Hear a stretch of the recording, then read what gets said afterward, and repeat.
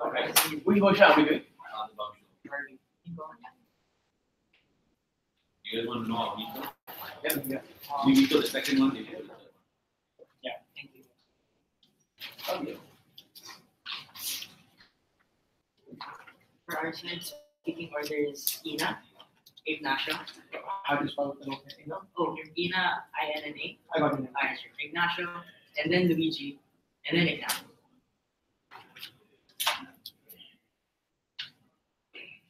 Oh, Made, and then Katrina, and then Maharaju, and then Made.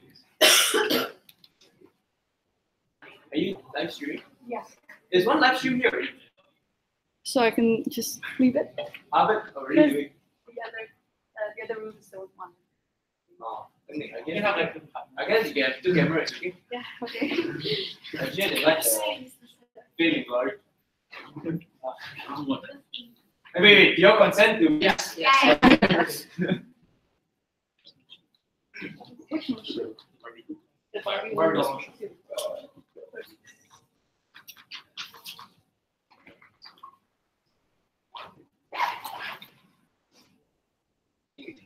Yeah. Alright. Hi guys. My name is Amdan Jami. I'm from the University of Math and Sciences. I'm going to be the chair of this round. Welcome to the quarterfinal of the 2018 Badminton UATC. We're here. In competition today, we have KDMU2. Here. In opposition, we have Team Timbers 1. Here. Without much, I would like the panelists to introduce themselves, and then the teams can introduce themselves and specify the preferred gender pronouns. I don't have any preferred gender pronouns, so let's move on. My name is Shaka. I prefer she or they. Ina, no preferred. Ignacio, he or they. Luigi, he or they. Made, He's fine. Katrina, she. Max, Alright, without much further ado, I'd like to invite the Honorable Prime Minister to deliver a speech not exceeding 7 minutes and then here.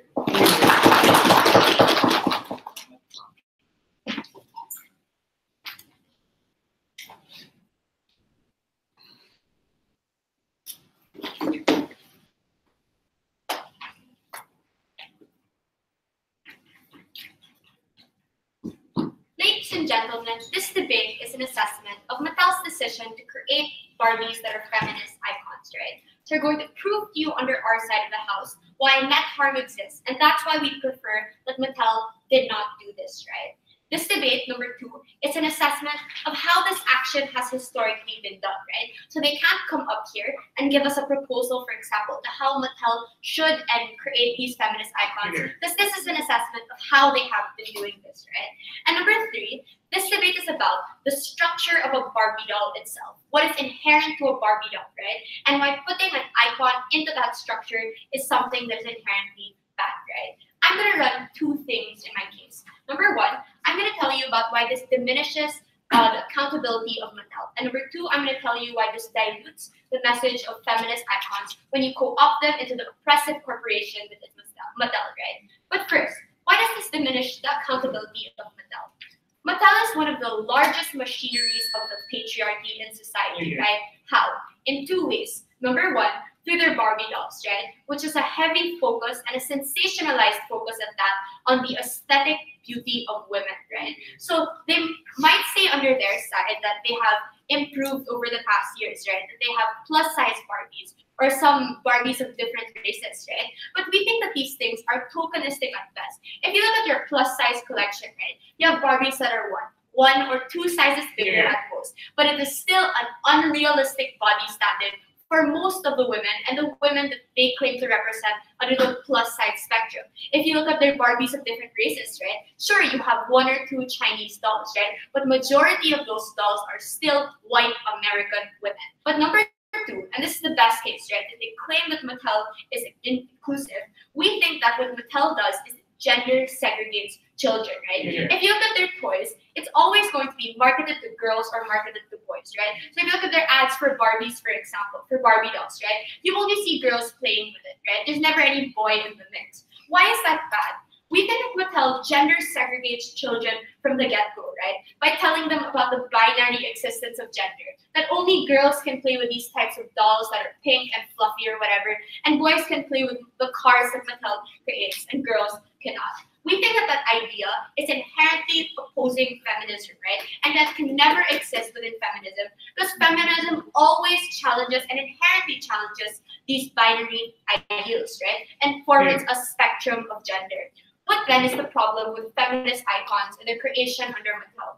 We think that allows Mattel to project this false image of progressiveness, right? So it's a response, yes, to the criticisms of the inherent structures of the system, right? And now they claim that no, we are not so oppressive. Look at us, we celebrate, no thank you, feminism, right? By having a Frida Kahlo doll, an Amelia Earhart doll, right? And we think that this example or that this response is one that is the easiest to buy, right? It's not likely that people will delve deep into the issue and criticize, for example, like what is the nature of this Barbie doll, right? Because it's much more likely for them to buy the response that, oh yeah, Mattel isn't that bad after all. We think that under our side of the house, there are already existing trends to criticize Mattel, right? So instead of buying Barbies for their children, they buy rag dolls or gender-inclusive toys like building blocks, right? We think that this response then makes individuals buy more and more back into Mattel, right? Because of this facade of progressiveness. So the harms of this are, number one, children are then subsumed under the harms of the Barbie doll, the harms of gender segregation, because you support the corporation that is Mattel. But number two, we think that on the comparative, under our side, this support will decline over time, right? Because there's already existing criticism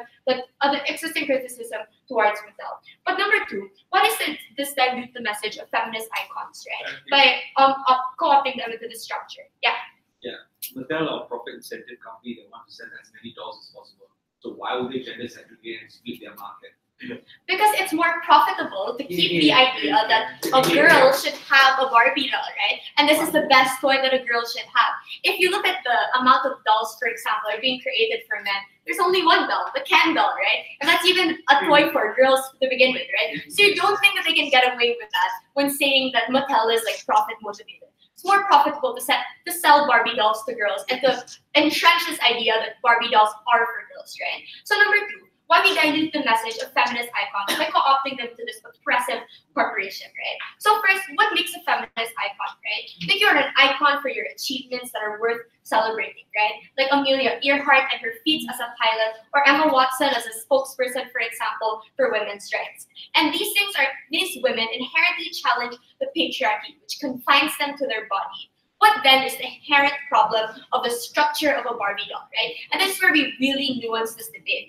First, Barbie dolls, as I said, have a huge importance to beauty and aesthetic, right? You have to have a model-like body. You have to have flawless or relatively fair skin, right? Because it has to be pretty to be sellable, right? That's something that they have to concede to if they think that Mattel is a profit-motivated corporation, right? But number two, if you look at how these dolls are meant to be played, right? They're meant to be played by dress-up, right? So you sell Amelia Earhart, but you sell her with like clothes of a pilot, right? Or like one accessory of what a pilot should have, right? So you focus on making the appearance of these women better. But third, these are inherently silent dolls, right? These dolls don't talk, and they aren't sold with a complex narrative and the struggle behind these women, right? Because what appeals to children aren't these stories. What appeals to children is the image, right? It's the captivating image of Frida Kahlo and her many dresses that you could put on her, right? Why then is that a problem?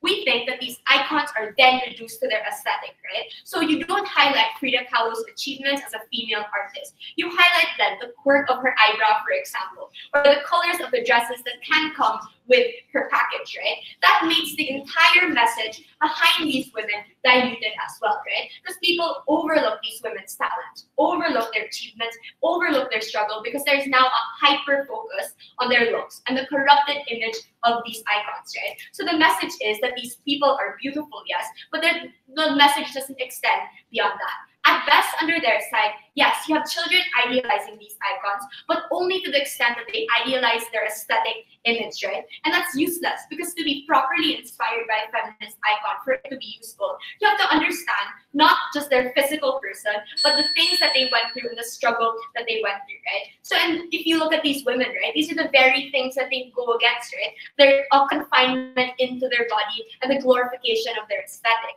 We think on the comparative, yes, it's harder to figure out under their side what these women do, but it's not impossible, right? You have social structures, for example, that can teach these children. That's something unique under our side, because they don't have that counter force, that hyper-focus highlighting the corrupted image of these people. Thank you.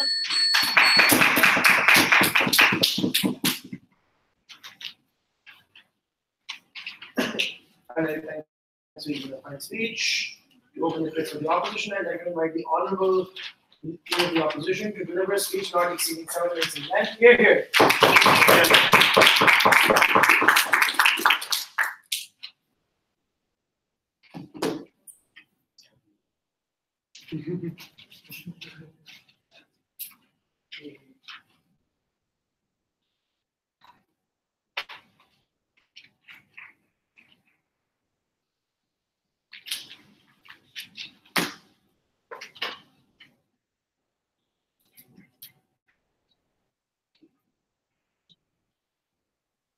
Feminism is the pursuit to create a more equal world. This means teaching women from a very young age to break glass ceilings, to give them values that can help them restructure the way they engage in interactions in themselves. Because it is through these young girls that when they grow up can become the new face of feminism. And that is why we think that Barbie dolls that come out from Mattel are an essential and a strategic tool to teach young girls about feminism and what they stand for. That is why in this debate, we think to adjudicate it, there are two standards that we need to look at. Firstly, whether or not feminist icons are good for empowering women, and secondly, whether these dolls are an effective tool to help that process of empowerment.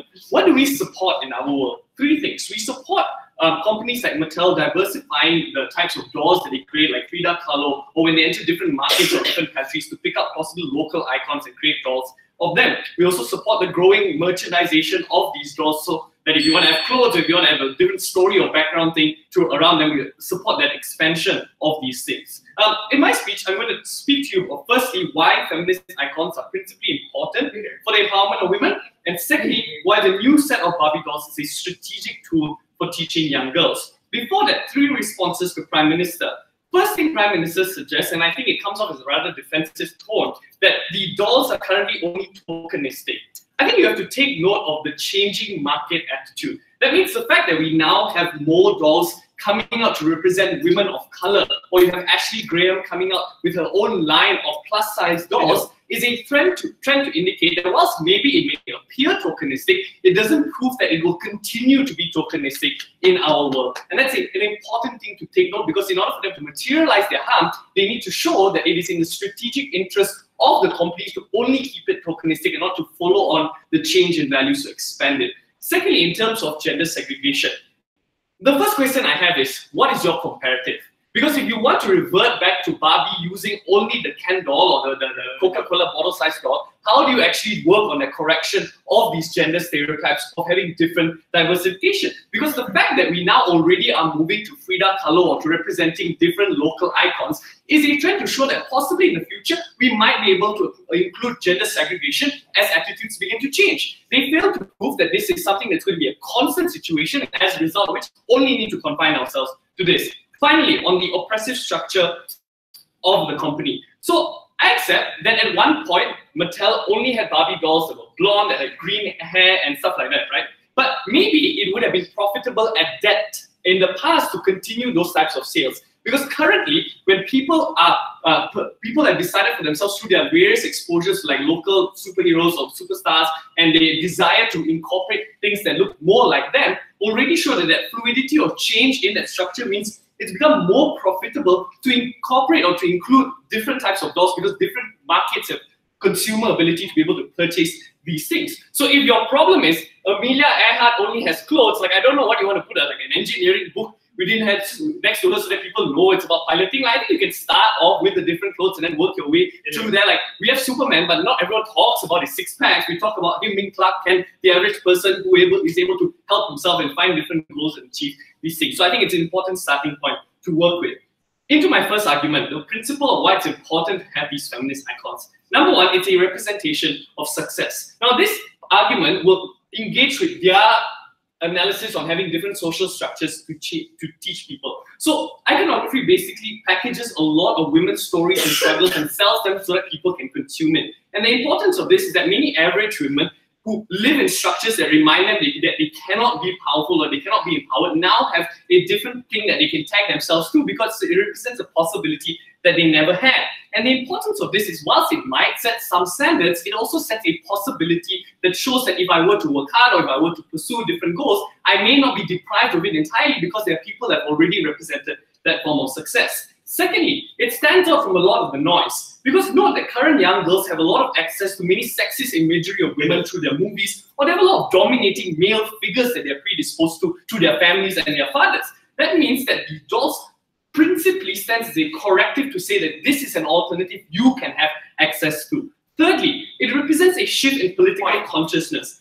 Because note that previously Mattel primed themselves on having one brand of Barbie doll. But we think the pursuit of shifting their attitude to a more politically conscious company is something that's principally important for them to continue in their participation. Because if you reject this, you reject the companies changing their profit-making strategies to co-opt other socially responsible values or diversification in types of models that they have. Because the comparative in their world is you have fewer signs of success, you have fewer narratives to correct the imbalance that we see, and you will only have Barbie and Ken as the products coming out from Mattel. I'll take one. Even if markets change, Barbie dolls have to maintain its unique selling product. That they are sensationalized, unrealistic pretty dolls for girls because that is what is inherent to a Barbie doll structure. You know that is inherent because political consciousness can only change if it is contingent on that Barbie doll. How do you change that?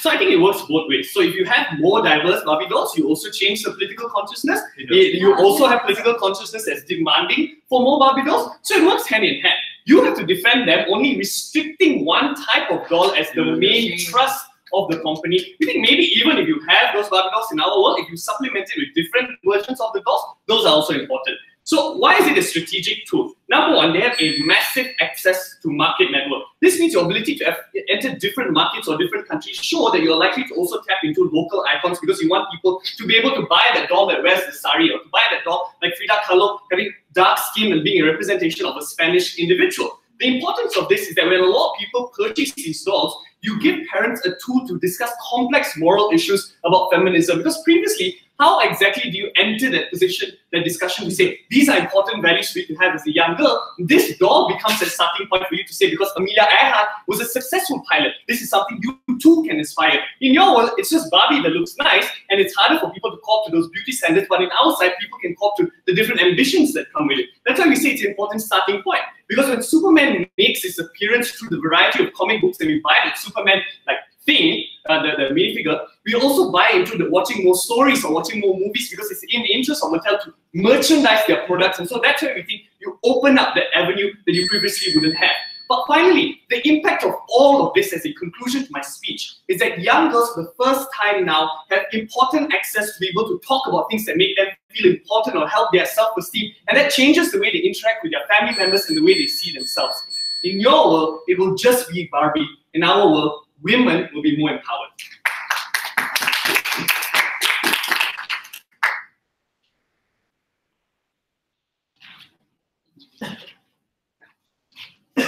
I'd like to thank the speaker for that nice speech. To continue the case of proposition, I'd like to invite the Honorable Deputy Prime Minister to deliver a speech not exceeding 10 minutes. Man, here.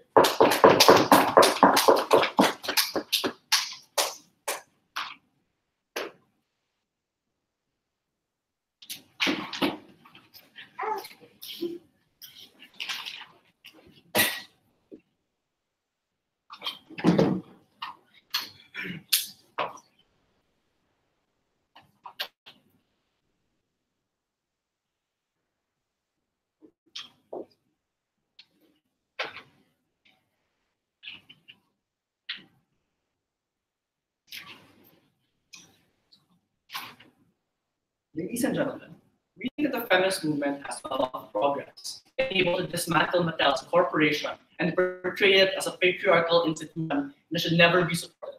And we should never buy any Barbie doll, because no matter how good looks or representative looks, it will always gender segregate individuals. This policy of Mattel backtracks the problem from being able to criticize Mattel, because now they look a bit more ambivalent, they look a bit more progressive, and therefore the support of the feminist movement against Mattel diminishes as well. That they already changed with all the rhetoric used by opposition bench in today's debate. That is problematic because for the vast majority of individuals, they don't analyze Mattel, the structure like Barbie dolls in the same way we do right now in this debate. For the vast majority of individuals, they just see, oh, it's a feminist icon, therefore this probably represents feminism already. What we said on the Dress of the House is, we would rather that these feminist icons not exist in Mattel because that co-opts them and dilutes the very message that they want to have. And we would rather, no thank you, that the people in the world learn about these feminist icons from a nuanced forms of discussion, from your school, for instance, or from the very parents that they say will tell their children about the feminism or about feminism, the feminist icons that they want to be able to protect. The problem is, the incentive to be able for these schools to be able to work and for people to believe these institutions diminish when Mattel already brandishes itself as a feminist icon. But secondly, their incentive to learn about these individuals diminish as well when they already perceive or are complacent in believing that they're feminists just because they have a doll on their desk in the house. Our comparative is no representation by Mattel because it's easier to take down Mattel as an industry than to allow it to perpetuate as a society today. There are a few responses to their case, but after that, I'll argue why, even if you have a nuanced discussion in these dolls, the selection of Mattel on these dolls that is responsive to them becoming more inclusive will always privilege a small few of society and disenfranchise the most vulnerable members. First, we said that co-opting is harmful. Their response was, no, but this is a starting point and people will be able to learn it in the future. I'm uncertain why this is a starting point because they never responded to Ina's characterizations where the very focus of the Barbie doll is aesthetic and therefore you would believe it to be an aesthetic image and not necessarily a starting point on your side. But secondly, that characterization is contingent on other people or other institutions telling individuals, no thank you, about the stories of these people.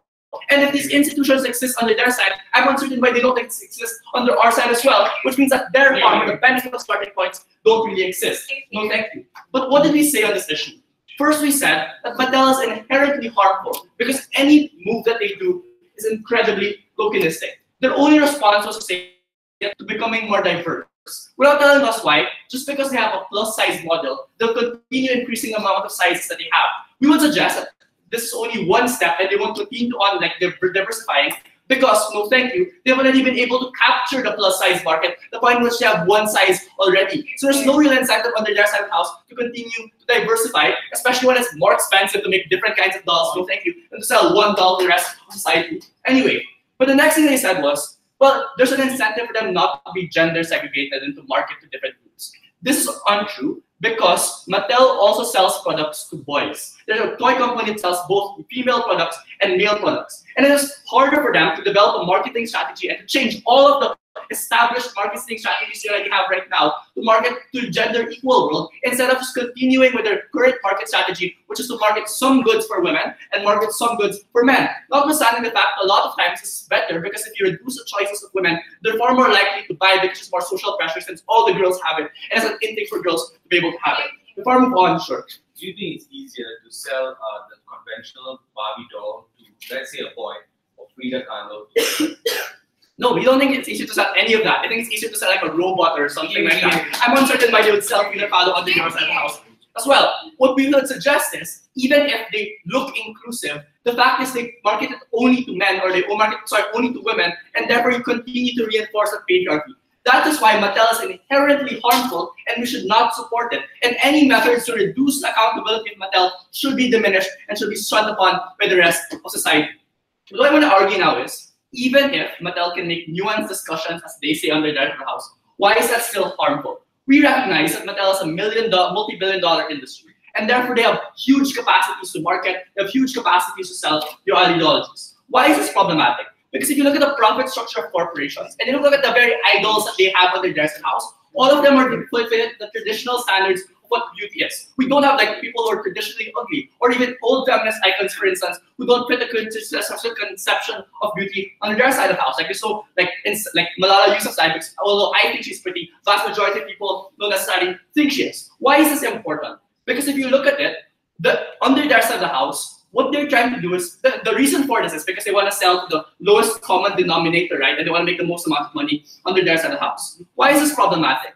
Because now that Mattel brandishes itself as the ability for them to be able to sell a specific product or sell a specific good or as they sell feminist icons as a whole, what they do is they co-opt the entire message of the feminist icons. And they are the feminists telling them that these are the feminist icons that we have to defend in society today. Which means that the entire idea of feminism is brandished under like Mattel, which is hugely underrepresented. The vast majority of people in the developing world, for instance, don't get access to these dolls. But the vast majority of other individuals who aren't so ugly, who are traditional conceptions of ugly, or not that good looking as they portray them to be. The problem is, a lot of times, these individuals fight for the most vulnerable individuals in society. People like Malala Yousafzai, for instance, fighting for like feminist education under our side of the house. These stories are removed under your side of the house because it's a profit incentive of Mattel to be like Western-centric. Now I want to respond to the claim coming from Dev, because he said, no, but they have an incentive to be diversified because they want to sell to different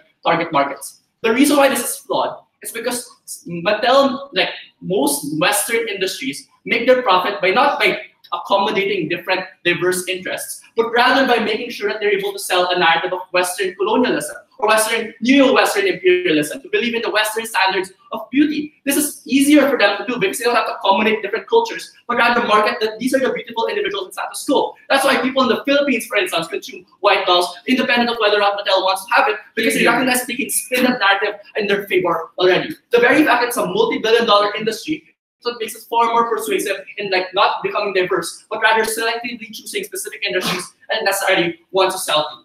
We would prefer a world where Mattel over time diminishes in popularity because of unrealistic beauty standards that people can pinpoint and know that they are unrealistic. The tokenistic gesture under their side house gives them the air of like being progressive in society, even if inherently they are not. And for those reasons, we're very proud to propose. Thank you.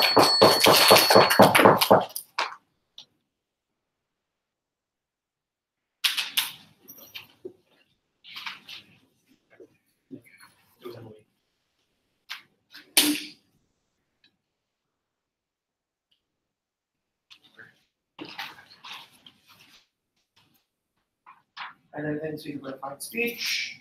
To continue the case from the opposition and recognize the Honorable Deputy Leader of the Opposition, to deliver a speech not exceeding 7 minutes in length. Hear, hear.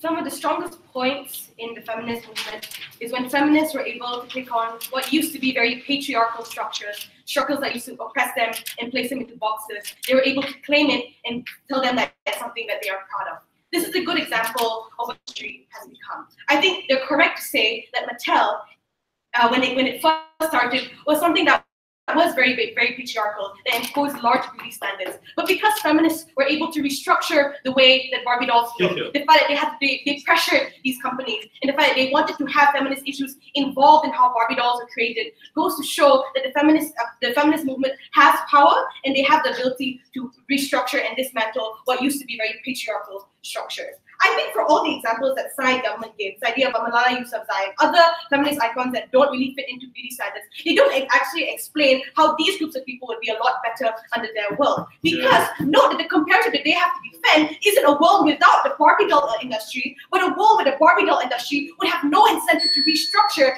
and include feminist issues and and incorporate feminist idols within their case. So I don't know how anything becomes a lot better. In my speech today, I will tell you why the inclusion of feminist icons restructured industries that used to use very patriarchal standards. But before that, just a couple of responses. Let's talk about the alternative first, because what they wanted to do, what they wanted to say is that the feminist movement should wait and dismantle Mattel and the Barbie doll industry. Firstly, I don't think the feminist movement has done a lot to dismantle it. I don't know why they say this is something they have done historically. I don't think it's particularly true. But secondly, even if they wanted to dismantle it, like, it is so difficult to do. Firstly, the consumer audience of the Barbie doll industry will always exist because the target audience are young girls who are less aware of feminist issues, which is to say that they will still buy into your Barbie doll, they will still buy in Barbie dolls, regardless of whether or not it is feminist or not feminist.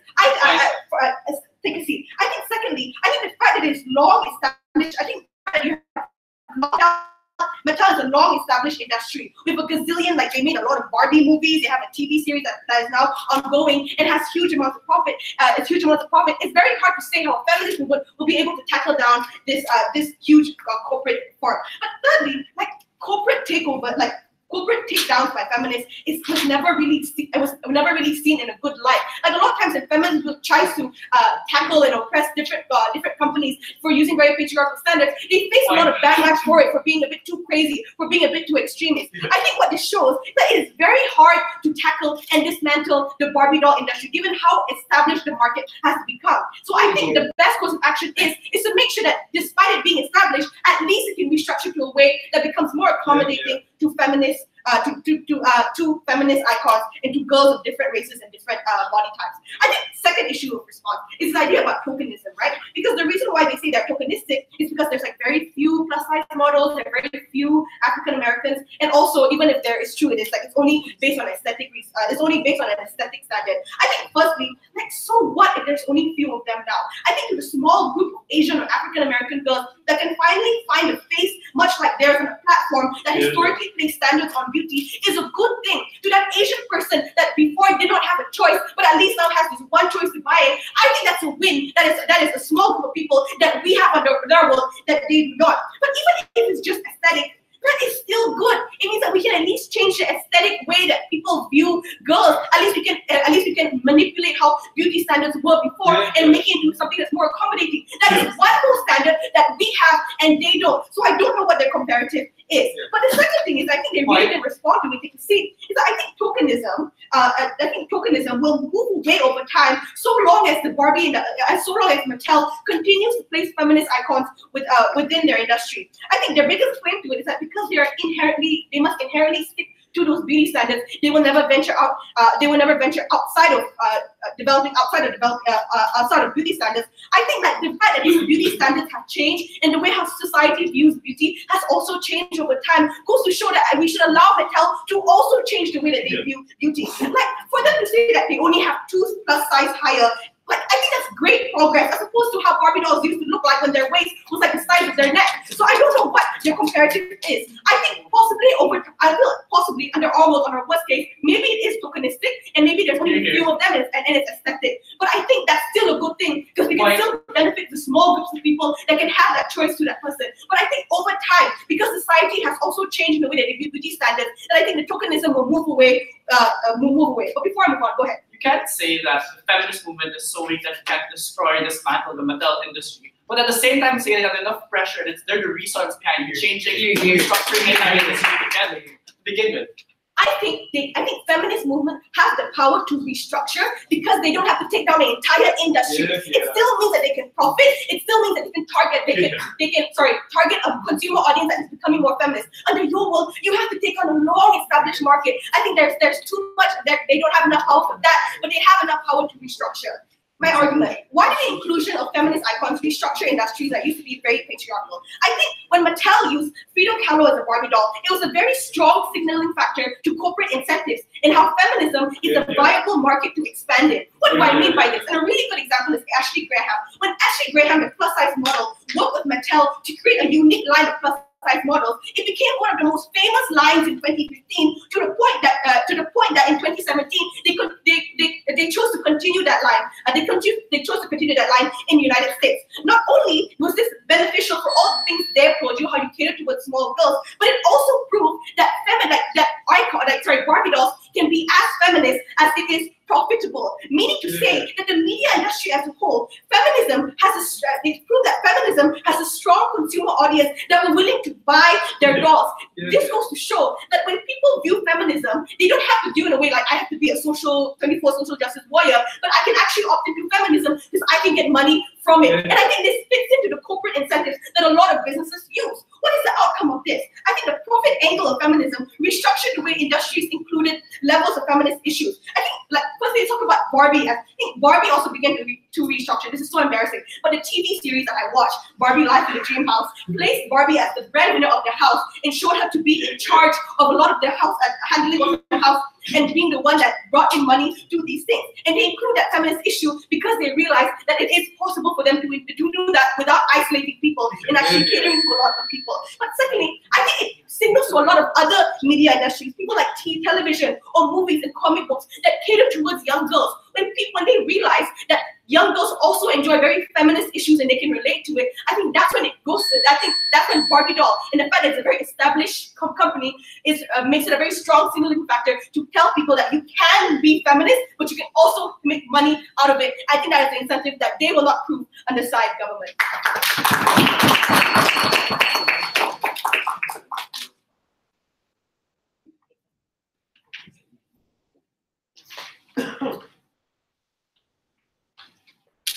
And then thanks for the fine speech. To close the standard case with proposition, I'd like to invite the Honorable Government Whip to deliver a speech not exceeding 7 minutes in length. Hear, hear.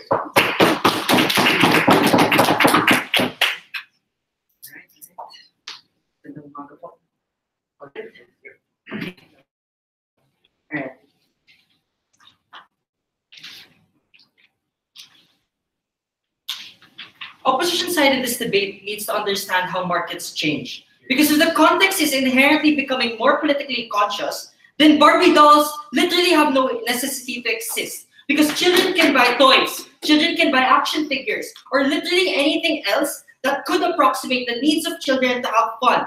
However, we contest that if that political evolution on opposition's model is contingent on the idea of a Barbie doll and the incentives of Mattel, then you are only entrenching the same systems that you failed to protect from the very beginning. There are two issues I want to look at in this debate. Number one, let's look at the nature of a Barbie doll and the company of Mattel. And secondly, let's look at the best case of opposition. What is the message of feminism portrayed and why that is harmful? Firstly, on the nature of a Barbie doll and the company of Mattel.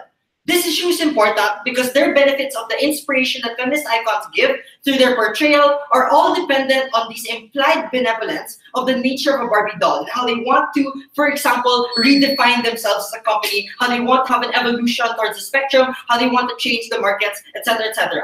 Delo's best response to this was that no, we can reclaim patriarchal structures and we can change the narrative by changing these dolls and allowing it to go along with how the markets change. Let's very clearly point out why this cannot coexist along with their other characterizations. This characterization of a changing incentive of Mattel to change the dismantling structure cannot coexist with the characterization that you cannot dismantle the industry itself if Barbie is already contingent on its profits, always hinging upon that same patriarchal structure that it will already amass millions from the very beginning. That it amassed millions of dolls earning from that same white American doll that will not go off from the market and it cannot be replaced easily. At best, it will be replaced in a slow, gradual manner. But what we prove to you from government side is that slow change is harmful because it will always be contingent on that beautiful, sensationalized figure of Barbie that will always be inherently harmful for the feminist movement because that beauty itself will always be dependent on that same beautiful character that will be at the top of the industry no matter what. We don't think that market will change. It will always be inherent to that dependent structure from the very beginning. So you cannot say from opposition that you can manipulate beauty standards and have this interchangeable relationship because you are making that popularity dependent on what Mattel defines to be popular and how you are defining what should be politically conscious. Even then, we say this discounts that feminism on their model is inherently conflated and dependent on Mattel's market structure. When Mattel is made and becomes a champion of feminism on their side and is made dependent on that idea of you having that popularity, we say it is principally harmful because it will always seek to exclude and have the same disincentives and fail to say what therefore should be the premium type of beauty at the end of the day. We say that takes away choices from women. It takes away the ability for the market to decide what should be popular for themselves,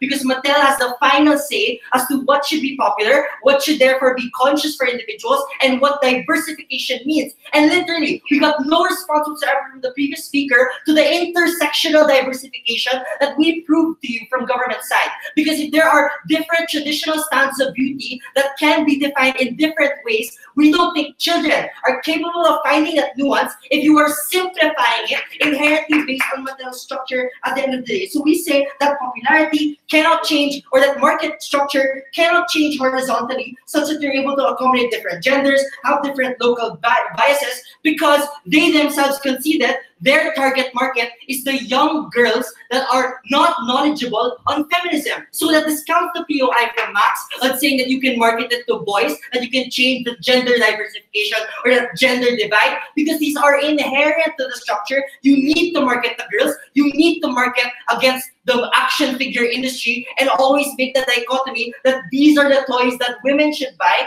and that girls should always hinge their dreams upon. That a feminist icon at best will only be valuable insofar as you're able to prove that its beauty is contingent on Mattel structure. So this is a very important nuance that opposition discounted. But secondly, we give you 3 responses as to why even if markets change, it is harmful. Even if markets change and are flexible because of changing political consciousness shifting, we think that means 3 things. 1, they shouldn't even have to patronize more dolls at all, because the concept of Barbie doll itself is inherently dependent and is on the premium hierarchy. So that shows that if the consciousness is changing, it means that the toy industry should be challenged, and that can be challenged. Anyways, we say that the popularity of Mattel, if it is dependent on the politically changing consciousness atmosphere, it means therefore children and parents and families who they themselves said can educate their children as to what should be feminist and what these evolving characterizations are, can also opt out of that industry as well. So we say that is a reasonable characterization that will probably work in both cases. If there are reasonable parents and there are educated feminists, then we see that evolution is possible on either side. But secondly, if parents themselves can teach children and have these markets, then we say it is very possible for you to not need that medium being gone through a Barbie doll and the structure, the sensationalized features, and all the pretty and dreamy characteristics of a Barbie doll. But lastly, even in the best case where people's ideas change, Barbie's only incentive is to not evolve political consciousness, but to go along with it only. So it's a stagnant evolution at best, and one that will not change for a conservative society that or one that will not be able to adapt to that industry. So we say in either context, whether it's a liberal or conservative context, your model has no counter narrative, no thank you, to the dominant structure of Mattel and the inherent capacity of a Barbie doll to always be inherently not feminist. And we say that is harmful for all children and everything at the end of the day. So our Bernard government was to prove why it was worse on balance, not to show that we can always dismantle that structure. But even then, that was so, I also proved that in my speech as to how you can do that with the incentives they themselves characterize. What therefore is the best case of opposition with a feminism being portrayed? We see this issue is important because the NLOP's case, the value of their message means that it has to be hinged on the mechanism of a Barbie doll. At best, DLO claim that their portrayal is good because it means they can continue the trend that it diversifies individuals. But even then, we still said that we have reconciled this in the issue by showing that feminism on their side is stagnant and always controlled by Mattel and will always never be intersectional. The beauty that is adapted through the messages of these feminist icons will always be diluted and taken away from that message because that message stops at that Barbie doll and the purchase of that and will always be tokenistic. On balance, the comparative is not that Mattel will inevitably dominate the structure, but if people really are becoming more evolved and are changing, then it does mean they can also opt out and protect themselves as well. So it is slow and not stagnant and always never will be adapting to the context today. For all this and more, I'm very proud of this.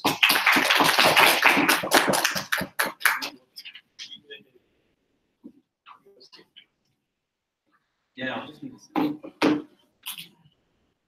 speak that.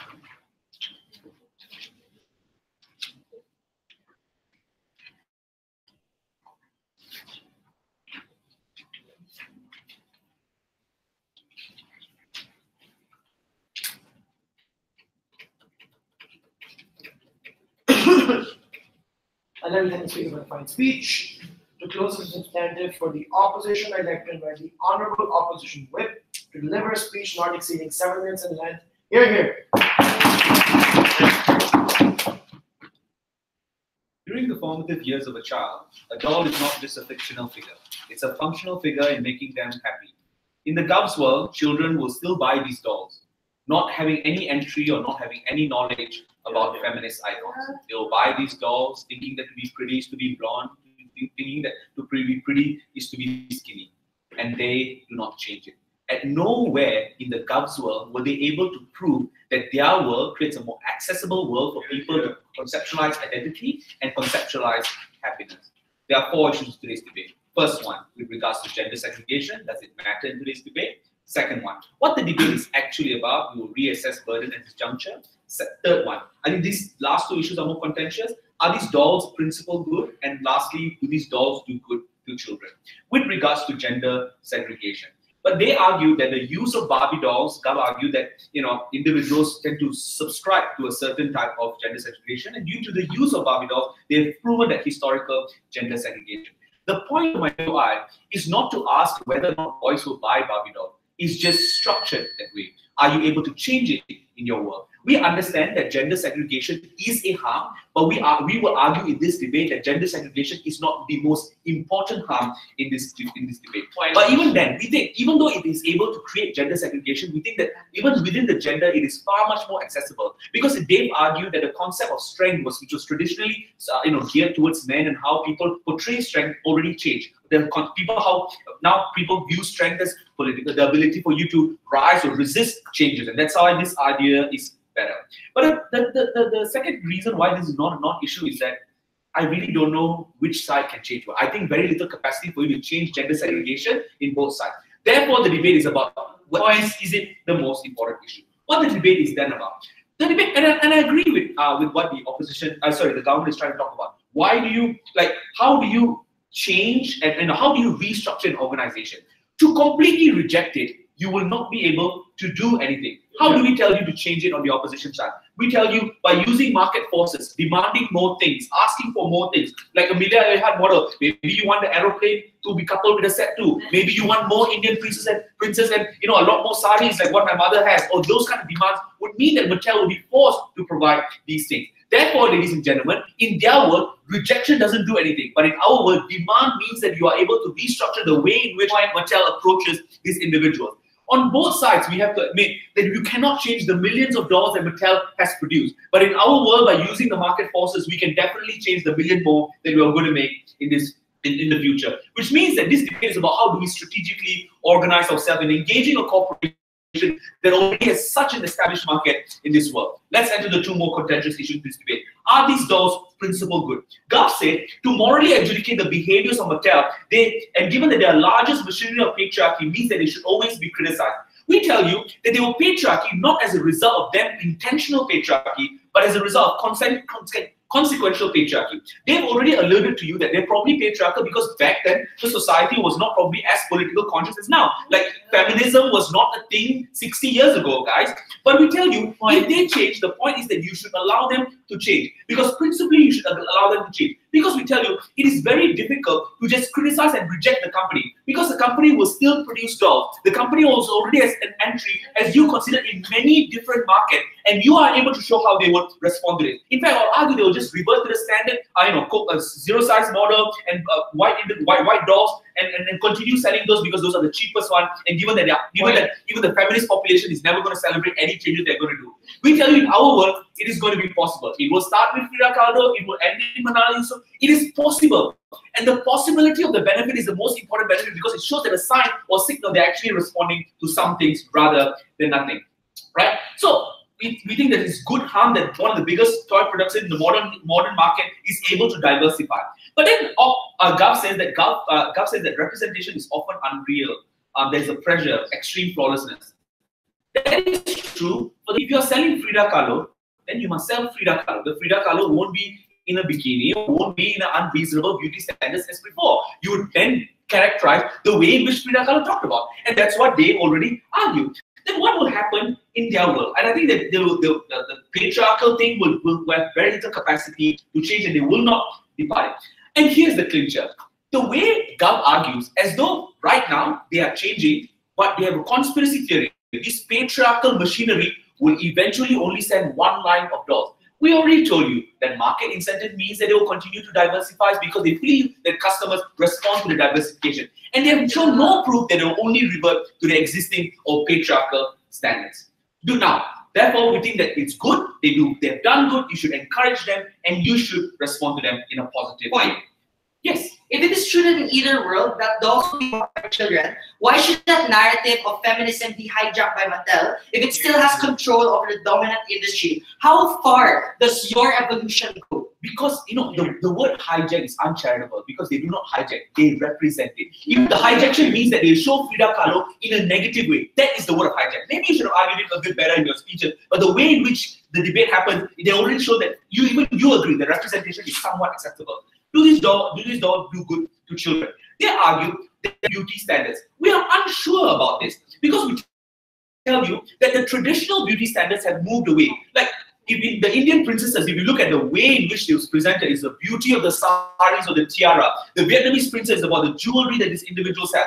And these are not conventional body standards. In fact, we argue that the ability, guys, keep it down. The ability to work with individuals that Ashley Graham allows the beauty standards to move past it.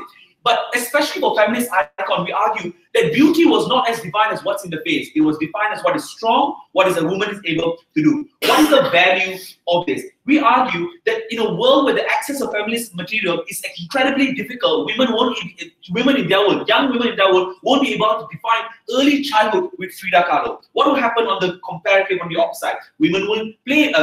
Young children will play with this doll. When you play with this doll, you tend to want to become Frida Kahlo. And we told you that will change. At least you will understand the feminist value. Maybe you won't understand every single literature that Frida Kahlo talked about. You will know that Frida Kahlo don't put up to shit, won't listen to a man. A lot of microaggressive behaviors for young women, you will be able to change. This is how the message slowly spread.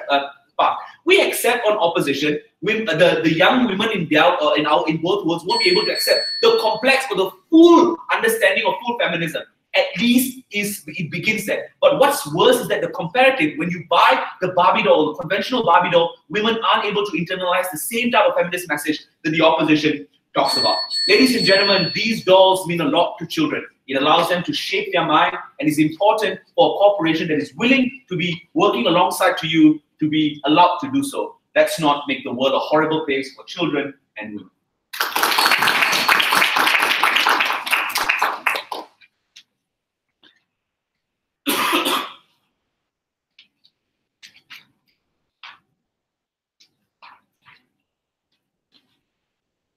And then my final speech.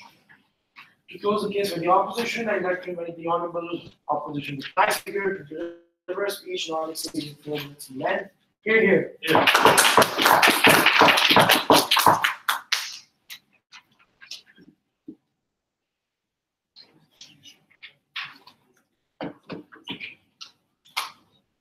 First thing I'm going to prove in my reply speech is why the new set of Barbie dolls empowers girls. Number one, let's look at the incentive structures of Mattel. The premise that both teams accept is that Mattel is a rich company with a global network. The question is, how do we interact with this dominance that they have? Government says, let's reject them entirely, wait for them to become irrelevant. There was no analysis to show that the feminist movement has the resources and the capacity to completely reject them. Even if you say you want to wait for them to become irrelevant, I don't know why in that period where the same Barbie doll is created, where the feminist movement has fewer toys to work with, is a harm you're willing to accept on your side. Because we pointed out a very important distinction. We say the feminist movement may not be able to demolish you, but they can work with you. And the reason why this is true is because of two things. One, the way in which political consciousness is now changing. We say principally this is a good thing to support if a company is willing to take it on. The evidence to this was Mattel themselves creating Frida Kahlo, and Katrina had this really cool Barbie doll TV show that shows, we evolve also. So what does this show? It is a signaling factor that they want to shape the market forces to also be representative, and the reason why they have an incentive to do this is because a lot of emerging economies like India and Pakistan, places like that, all means that it's easier for people to buy your dolls. But whilst they also may want to sell you these white dolls, they also benefit from selling dolls that look more like the people within your culture, because more people are likely to buy it. There was no response whatsoever to say that these structures are changing. All they did harp on is that you can't change anything because their profit has only been based on that white figure. We say, if that is true, then in your world, you must take on the burden of showing how you get to remove them from completely being able to still have that type of dominance. We accept you're not going to be able to do that. That's why the benefit on our side is maybe children don't understand the nuance of a variety of different complex issues that feminists have, but they understand the nuance of seeing a face that looks like theirs. An African American girl knows when I see someone with cornrows and that represents me, that means that's a beauty standard that I can be accepted into. Your world, the doll racks will always have these white dolls because you don't prove you can change these incentive structures in any way. How then do you change the way young girls build their self-esteem and when they see themselves through these other dolls? There was no response to this analysis. The second thing we also said is that the way in which feminism and profitability works with these companies means you can sell a lot of these issues in a simplified way, not so that you can lower the barrier of entry for these individuals. Because if feminism is always branded as like a social justice warrior thing, it's harder for more people to be incorporated. That's why we say, in worst case, we have to defend aesthetic value. That is more aesthetic value in a diverse sense that we get than in your world. Because if your harm is gender segregation will never be taken away. Like, I agree, but what is your starting point to enter into the door? You must start somewhere, and that starts by diversifying the faces we have. And possibly in the distant future, where gender fluidity is the primary norm, as how today feminism is the primary norm, that market will cater to it, and I don't see how you get to prove a different world entirely. But finally, let's talk about how parents interact with their children, because if everyone wants the toys, with the sensationalized features that they say is a harm, we say it's a good. Because now more parents are going to be open to discussing your racial features. The fact that I have a toy that I can use to interact with you on how people perceive this type of body, how people perceive a plus-size body, are more tools that you don't have in your world. So even if you can teach it in class, it won't be to the same effect as being able to have a doll and allowing a parent to feel comfortable enough to have that discussion with their child. We think these are important benefits that they did not want to respond to, and I think as a result of being very uncomparative, you leave your case hung in a vacuum. You don't show why the company will be removed in your world. You don't show why incentives are likely to change. You just say we'll reject them and hopefully something happens. At least we're more realistic in this world. We may not solve every problem, but we make it more accessible for young girls. And if the feminist movement has struggled to teach young girls, this is where they won't struggle anymore. And then I can speak for a speech to close the debate. I'd like to invite the Honorable Government Speaker to deliver a speech not exceeding 4 minutes in length. Hear, hear.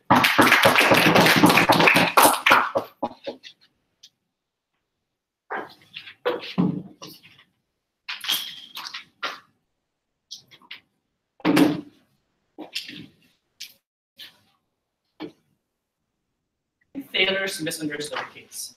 Because it was never the goal of government side to make these Barbie dolls more inclusive, nicer. We said that Barbie dolls are inherently evil, and therefore our goal is not to change them, but to abolish them. That is why any measure that celebrates and reduces their accountability from the current status quo of feminism rejecting them is something that we should regret because we don't think they are a good thing. That is why we're not comparatively better in how we change dolls. But what we are comparatively better is changing the doll industry altogether and going against it to begin, changing our focus on buying the doll industry altogether and changing it already. Because if you look at it, opposition bench never argued the value of a Barbie doll. And the reason for this is, all their arguments are contingent on this frame, which is to say that Barbie dolls reflect the rest of society or their societal norms already. Why is this bad strategy in opposition? Because if their benefits are, if they believe that the Barbie doll is not a normative, has not normative value, but like reflective value of how society is, then all their benefits are contingent not on the Barbie doll, but are contingent on society changing already. I pointed this out in my speech, right? They claim that the starting point is what's important in society today. We need the starting point for women to become feminists. But the logic that they used was that their parents will talk to them about feminism. They never responded to me and told me why they can't talk to them about feminism without a Barbie doll for you to be able to play with. There is no real benefit coming from their side of the house about the value of the Barbie doll per se and why we should continue trying to reform the Barbie doll industry to begin with. But what we said in comparison was that Barbie dolls are inherently harmful. And there are two reasons for this, which is really unresponded to by them.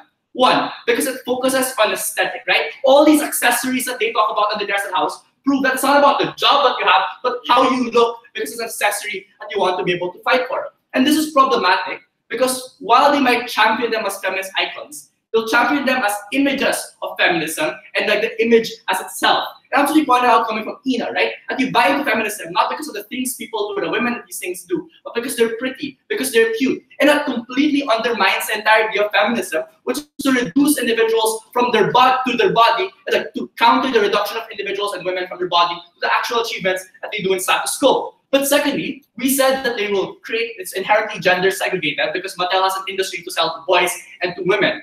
They never responded to this, and they only responded coming from Matt and said, well, this is not really important. I'm pretty sure gender binary, which is the individuals being prevented to do certain things and being assigned specific roles on the basis of their gender, is a pretty damn important thing to the feminist movement. That's an insufficient response when we told you that Mattel has no incentive to become gender segregated or non-gender segregated because of the fact that they want to sell to two different markets to begin with. So even if they're able to change Mattel on their side and become more inclusive, that still doesn't win them the debate because they never showed to us why that's okay for us to have the Barbie dolls when we showed they're inherently harmful and no amount of change on their desk and house will be able to fix that. But secondly, we said even if this is about change, they're very less likely to get change on their side. If you look at it, they can see that there's social pressure to change Mattel. But they claim that the boycott is useless, so people will buy the doll. They'll change their structure because people will boycott the doll, right? If that's the case, on both sides of the house, people will be boycotting the doll. I'm uncertain why they're less likely to buy a doll or more likely to buy a doll in our side of the house because we told you there are other alternatives that exist already. But what we said was the level of boycott is different. And the reason for this is our side has a Mattel that has unrealistic beauty standards, which women know that's completely unrealistic and really easy to point out that it's unrealistic and unfair. Their side of the house has a Mattel that has somewhat more realistic standards that look tokenistic. That's why you don't have people criticizing them anymore because they believe they're becoming inclusive already, even if they're really not. Which means that the amount of people who boycott under their side of the house are far less because they recognize that they believe that Mattel is inherently good already. That's why if this debate is about changing the structures, it is far easier to change structures on our side because more people believe it's unrealistic versus your side where you have a facade of feminism. Don't let like this need for Barbie dolls, like the DPM, to fool you. It is not necessary in society. It is inherently harmful, and that's why any move to support the industry is a bad thing. Thank you.